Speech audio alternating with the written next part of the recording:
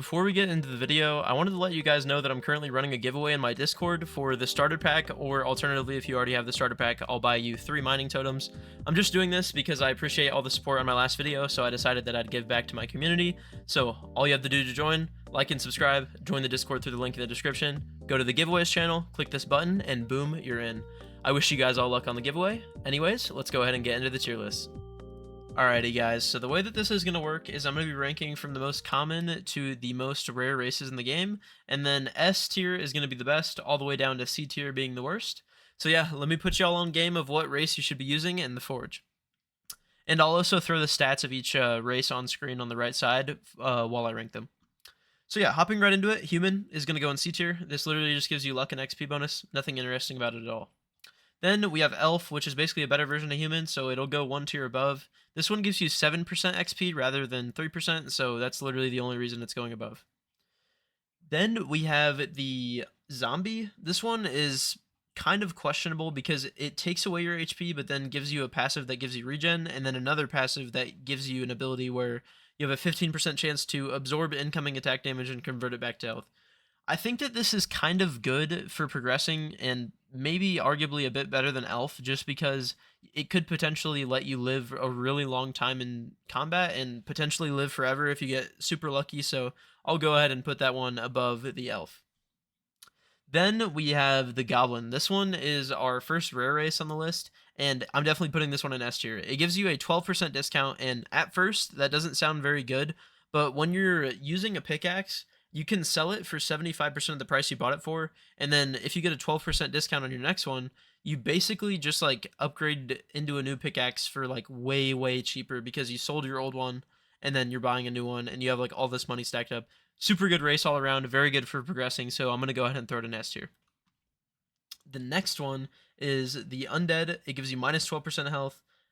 You reflect 10% of the damage you take, and then if you die, you refill 50%, or sorry, it's not like if you die, it's like if you get like super low, I think. You refill 50% of your HP. So I think that this is pretty good. The 5-minute cooldown is a bit of a turnoff, so I'll go ahead and just throw it in B tier.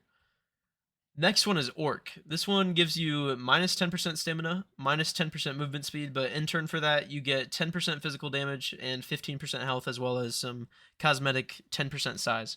So just because this gives you damage and health, raw stats, I'll go ahead and throw this above the skeleton because raw damage in this game is king and one of the best things you can have on your race. So this is one that I would probably use like if I was stuck with it. If I had to use it, I'd use it. It's pretty decent. All right, now moving on to the epic races, we have our first epic race, the Dwarf. I'll go ahead and throw this in S tier as well. Or actually, you know, the movement speed debuff. Okay, that doesn't really matter though. It's basically just all buffs for mining damage. I think I'll go ahead and throw this in S. It's probably the best epic race. Yeah, no, it hands down is the best epic race. So I'll go ahead and throw this one in S because mining damage is very good because it's literally the main thing you do in the game. You mine stuff, helps you mine quicker. This one's an S tier for sure. And the better forge quality is really good if you don't have the forge quality game pass because, not gonna lie, after I bought the forge quality game pass, I was 100%ing literally everything since then. But yeah, this one I'll go ahead and throw an S for that reason. Then the Shadow, this one gives you movement speed, attack speed, stamina, physical damage, and then a chance to basically just dodge an attack. It's a 15% chance. I'll go ahead and throw this in A tier. It's good for getting around the map. It's decent for skirmishing with enemies. It's kind of like an all-rounder. It's pretty good, but it's not good enough to go in S tier, so I'll go ahead and throw it in A. Moving on to our first legendary race, I personally haven't used this one, but I remember I rolled it one time. The Minotaur. This one gives you plus 20% health, minus 10% movement speed, minus 10% stamina, plus 10% height, plus 20% width and depth. So if you like cosmetic races, this one does make you a little bit more chunky. So if you want your character to look cool, then I guess this one's good. And the 20% health and the passive Bull's Fury, you know, I'm going to go ahead and throw this in A, but I'm throwing it under Shadow because the raw buffs that you get permanently, like no matter what your HP is on Shadow, are just way better than that in my opinion. But Bull's Fury it is a really good passive, but you can get that passive from literally just putting certain ores on your weapons and armor. So I don't think it's really that great. Moving on to our next race, Dragonborn. I'll go ahead and throw this in. You know, I got to look at this one because I haven't used this one before. 20% max HP, 10% height, 12% physical damage, 40% chance to burn enemy and deal 30% of weapon damage per second for 3 seconds. Okay, yeah, no, this is going above the shadow, I'm not gonna lie. That's easily better. That's very, very good for just killing enemies. Like hands down, that's very good. You can get that passive from other circumstances, just like putting stuff on your weapons, but I think that that's definitely top of A tier for now.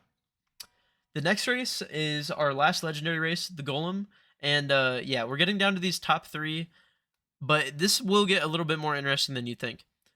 I'm gonna go ahead and throw Golem probably right here because I have used this race, and from what I know with it, it's just kind of trash. Like the plus 15% attack speed with heavy weapons is all right, but it's never really that good because the meta is to use gauntlets or katana. So using this race just doesn't really make any sense. You could argue that the plus 30% health and the 50% chance to lower incoming damage is pretty good, but after I've used it personally, I think it's better to just do more damage overall with your build or just go fully in on mining stuff really quickly. Like you should either choose one or the other. So yeah, I'm going to go ahead and throw this race just right here in A tier. It's still pretty good, but it's not better than these two for killing enemies. And then now we get down to the top two. These are both really, really good races. So yeah, Angel Race, I'm definitely putting this at the top of S tier. It's easily above the Goblin, not gonna lie. But this is just an all-around race. I mean, you can just read the stats on this. It has the wings, the iframe, mighty clover buff, smite buff, holy hand. It's literally an essay of different things that it gives you.